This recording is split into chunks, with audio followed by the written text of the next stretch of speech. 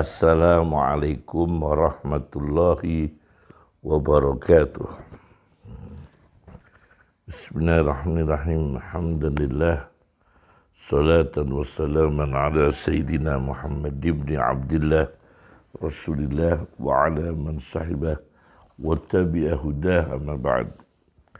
Hikam Ibn Athaillah As-Sakandari, hikmah nomor 52 dengan syarah Ad-Durarul Jawhariyah fi syarah al-hikam al-Athaiyah Zainuddin Abdul Rauf al-Munawi di halaman 141. Innama awrada alaikal warida litakuna bihi alaihi warida. Innama aurata angin pestine itu sesungguhnya dalam sesuatu yang terbatas. Innama ilahukum ilahu wahid disebut dengan adatul hasri, perabot kata untuk membatasi sesuatu. Innama angin pestine aurada nekakno sapa Allah alaika ngatasi sira nekakno alwarida ing sesuatu sing teko ning ati. Sesungguhnya Allah memunculkan pada hati kamu, alaika, memunculkan, mendatangkan warid, sesuatu yang datang pada hati. Di sini ditafsirkan nurun yaridu alal qalbi bi ghairi isti'dadin ghaliban, yaitu cahaya yang muncul di hati tidak ada persiapan, yakni mendadak datang cahaya itu. Nur ini mendadak datang dalam hati yang tidak ada dugaan sama sekali, ghaliban pada umumnya. Kemudian tafsir kedua, ma yaridu alaihi minal ma'arif ar-rabbaniyah wal lataif ar-ruhaniyah, sesuatu yang muncul pada hati, yang datang pada hati berupa pengetahuan-pengetahuan dari Allah, al-ma'arif ar-rabbaniyah, berupa pengalaman-pengalaman spiritual yang lembut, perasaan-perasaan spiritual yang lembut, al-lataif ar-ruhaniyah. Kemudian tafsir ketiga ialah ma yanzilu bil qalbi fayuz'ijuhu an mu'tadihi wa yasudduhu an muradihi, yaitu sesuatu yang turun pada hati kemudian membuat gelisahnya hati, menggoncang hati dari kebiasaan yang ada dalam hati dan menghalangi hati dari keinginannya. Jadi ada sesuatu yang menerpa pada hati, kemudian menggoncang dari apa yang selama ini biasa muncul, biasa khotir ya. Istilahnya kalau orang Jawa itu kumerentek, biasa terlintas dalam hati. kemudian mencegahnya dari keinginannya. Yakni begini, misalnya warid, sesuatu datang dalam hati itu berupa azamah. Mendadak dalam pikiran itu fokus keagungan Allah. Jabarut, keperkasaan Allah. Maka orang ini hatinya akan bersih dari konsentrasi pada selain Allah. Liyataqaddara minal akhyar. Dan jernih, tidak keruh. Wa yatakhallasa minal akdar. Itu karena yang muncul adalah keagungan Allah. Maka keinginan hati yang bercampur dengan nafsu terhalang, terbendung. Karena ingat ada sesuatu warid yang datang pada hatinya berupa mengingat keagungan Allah. Litakuna supaya ana sapa sira bihi kelawan warid alaihi ngatasé Allah, alaihi ngatasé Allah iku warid dan datang, supaya kamu datang kepada Allah, menghadap kepada Allah dengan munculnya yang ada dalam hati Anda. Warid sesuatu yang datang pada hati, menggoncang hati, muncul rasa takut, muncul rasa tawadhu, supaya kamu waridan, datang kepada Allah. Litakuna bihi alaihi waridan. Nah, pengalaman orang-orang yang datang kepada Allah dengan munculnya perasaan, pikiran, sesuatu yang muncul dalam hati itu, pengalaman spiritualnya berbeda-beda. Pertama, kami lihat di kitab Al-Luma' karya Abu Nasr Abdullah bin Ali As-Sarraj At-Tusi di halaman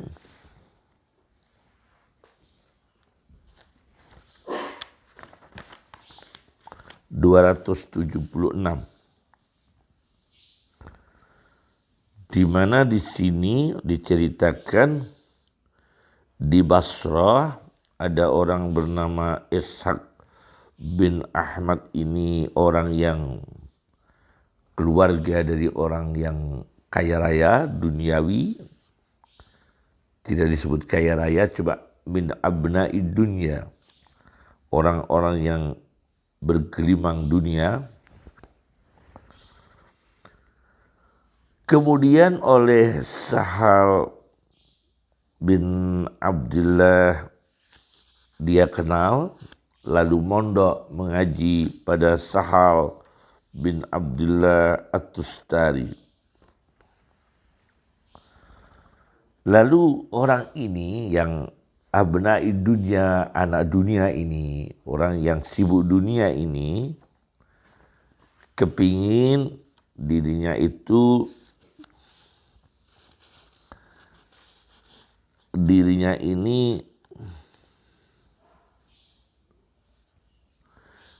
bisa menghindari dari teriakan histeris, takut tidak bisa makan. Karena dia tinggalkan yang biasa hidup dengan kecukupan duniawi, kemudian mondok pada Sahal bin Abdullah At-Tustari.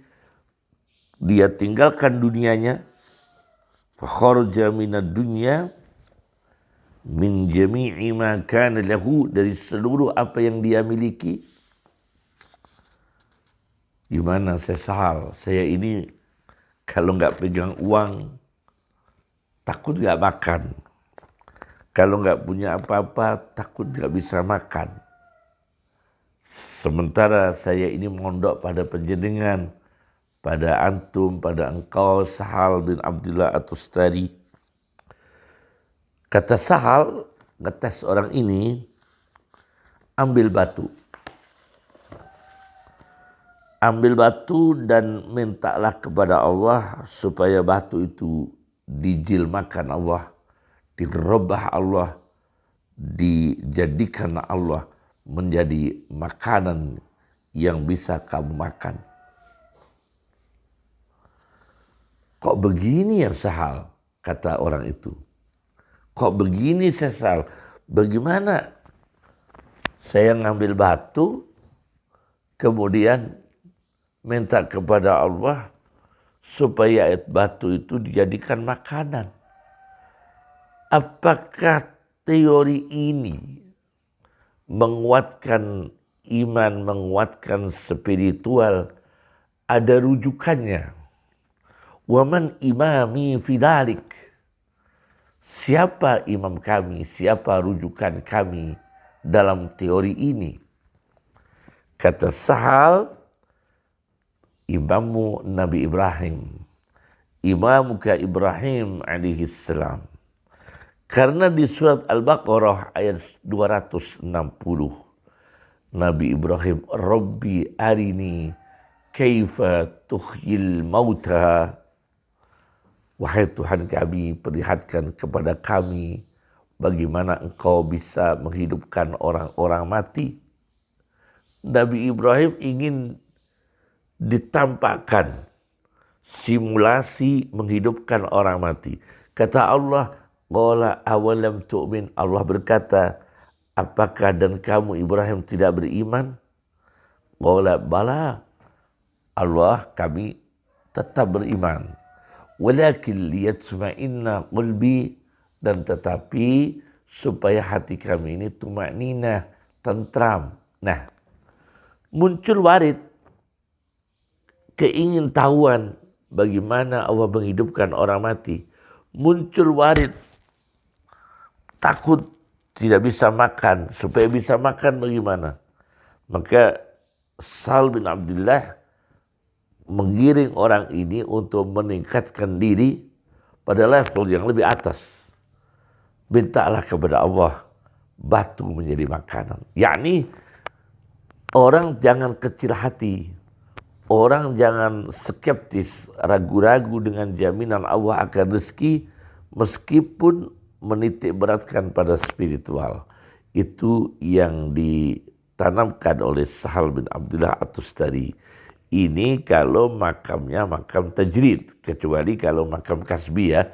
Kalau makam kasbi ini level yang masih bekerja. Seperti kita ini orang awam, masih bekerja, ya tetap tawakal, ya bekerja. Ada dua level kan ya. Nah ini contoh pertama. Yaitu gambaran orang warid datang kepada Allah dengan munculnya pikiran dalam hati, kemudian ingin diperlihatkan langsung dengan wujud karamah. Kemudian yang kedua, saya baca dalam kitab Al-Ansab karya As-Sam'ani. Abdul Karim bin Muhammad bin Mansur As-Sam'ani. Di jilid 3 halaman 160. Imam Junaid al-Baghdadi diceritakan mimpi bertemu iblis sedang keadaan telanjang. Ditanya oleh Junaid, kamu kok tidak malu iblis? Keadaan telanjang begini dilihat orang. Kata iblis, demi Allah, kalau mereka ini orang, aku tidak bisa main-mainkan orang ini seperti anak kecil memain-mainkan bolanya. Orang-orang ini aku tidak perlu malu karena aku kuasai. Aku permainkan seperti anak kecil mainkan bola. Junaid bertanya, lantas yang disebut manusia kalau bukan ini terus siapa? Yang Anda sebut sebagai manusia, yang Anda iblis menghadapinya dengan berat. Kata iblis, orang yang paling berat aku hadapi, orang yang ada di Masjid Suniz, sebuah tempat di Baghdad. Suniz. Mereka ini yang tekun di masjid membuat aku tersiksa, kata iblis. Qad adnau qalbi, hatiku tersiksa. Mereka ini yang ada di Masjid Sunis membuat aku kurus. Wa anhalu jismi, menguruskan fisikku. Karena apa? Kalau aku mendekat untuk menggoda mereka, aku mendekat untuk membujuk mereka, setiap aku merencanakan, menjebak, menggoda, membisiki mereka, kullama hamamtu bihim asyaru ila Allah. Mereka datang kepada Allah. Akadu akhtariqu, kata iblis. Hampir saja, kata iblis, aku terbakar. Ini dalam mimpi Junaid. Begitu bangun dari tidur, Junaid ingin membuktikan aktivitas orang-orang yang dianggap berat oleh iblis di Masjid Sunis di Baghdad. Junaid mendatangi Masjid Sunis Baghdad. Ternyata di sana ditemukan 3 orang yang duduk dengan kepala yang dimasukkan dalam baju mereka sendiri yang bertambal-tambal.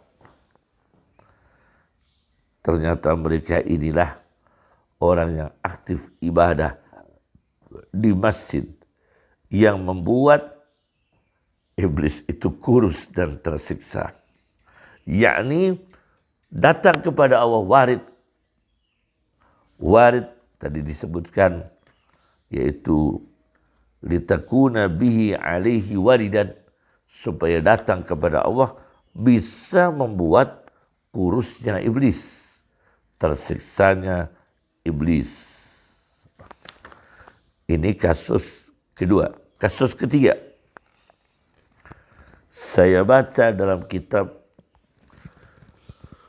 Fi Rihabit Tafsir karya Abdul Hamid Abdul Hamid Kis di juz 10 halaman 1564. Dijelaskan di sini ketika Abdul Hamid Kiski ini menafsirkan ayat infiru khifafan wasiqalan. Berangkatlah kalian menuju Allah, menghadap Allah, datanglah kepada Allah khifafan, dalam keadaan ringan, wasiqalan, dan dalam keadaan berat. Di sini digambarkan Abu Talhah, sahabat Nabi SAW, ketika membaca ayat ini, berangkatlah kepada Allah dalam keadaan ringan dan berat. Maka Abu Talhah ini berkata kepada anak-anaknya, siapkan kami, kata Abu Talhah, untuk berangkat berjuang, perang membela agama Allah. Kata anak-anaknya, ayah, abah, yarhamukallah, semoga engkau dirahmati Allah. Engkau pernah berjuang, perang membela agama Allah bersama Rasulullah SAW hatta mata, sampai Rasulullah wafat. Engkau berjuang membela agama Allah wa ma'a Abi Bakrin, bersama Abu Bakar hatta mata, sampai Abu Bakar meninggal dunia. Engkau berjuang perang membela agama Allah wa ma'a Umar, bersama Umar bin Khattab hatta mata, sehingga Umar meninggal dunia. Sudah cukup abah engkau berjuang. Nah sekarang ini anak-anakmu, kita ini anak-anakmu akan mewakili perang, mewakili engkau ayah. Fanahnu naghzu anka, maka kita ini anak-anakmu akan berperang membela agama Allah, mewakili kamu, angka dari kamu, mewakili engkau Abu Talhah. Tapi Abu Talhah tetap menolak, akhirnya dia berangkat bersama pasukan perang melalui laut, farokibal bahra, naik kapal di laut. Di tengah-tengah perjalanan di laut, famata, Abu Talhah meninggal dunia. Nah, kemudian penumpang kapal ini, tentara-tentara yang ada di kapal ini tidak bisa menguburkan Abu Talhah karena belum ketemu pulau daratan yang bisa untuk mengubur Abu Talhah. Falam yajidu lahu jazirah yadfinunahu fiha. Maka mereka tidak menemukan untuk Abu Talhah sebuah pulau yang bisa memakamkan Abu Talhah di pulau itu. Illa ba'da tis'ati ayyam, kecuali setelah mengarungi laut selama 9 hari, baru menemukan pulau untuk menguburkan Abu Talhah. Karomah Abu Talhah, kemuliaan Abu Talhah menghadap Allah, falam yatahayyar, tidak membusuk tubuhnya, tanpa diberi pengawet, tanpa diberi macam-macam, falam yatahayyar, tidak berubah, tidak busuk. Setelah menemukan pulau, setelah 9 hari, fadafanuhu fiha, maka Abu Talhah dikuburkan di sana pulau. Ini orang yang warid kepada Allah, datang kepada Allah, munculnya semangat, nasyat, cemburu agama, yakni membela agama, ghairah diniyah, memunculkan Abu Talhah untuk datang kepada Allah. Ini kasus yang ketiga. Kasus keempat, saya baca dalam kitab Hadaiqur Rauh war Raihan, sebuah tafsir karya Muhammad Amin bin Abdullah Al-Harari, orang Ethiopia.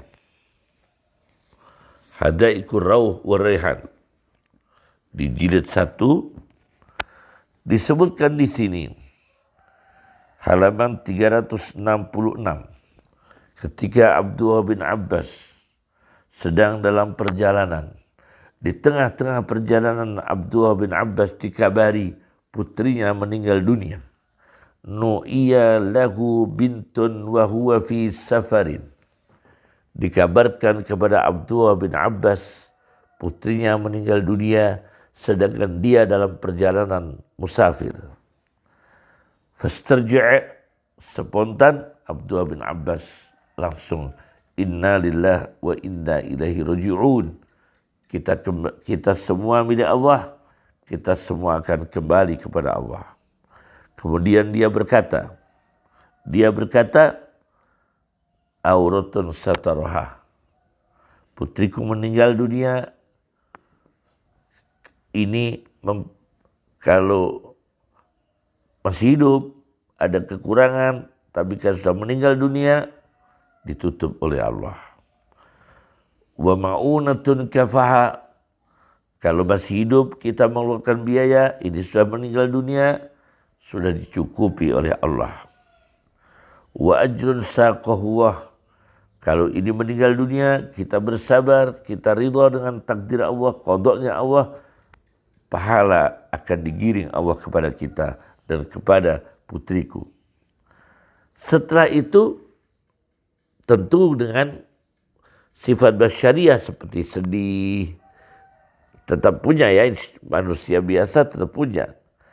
Tetapi dalam kondisi seperti ini sangat berat, di tengah jalan, di tengah perjalanan dikabari putrinya meninggal dunia, summa tanaha anit thariq, Abdullah bin Abbas minggir dari jalan, nyingkrih dari jalan untuk di tempat yang aman, wassalla, lalu dia sholat.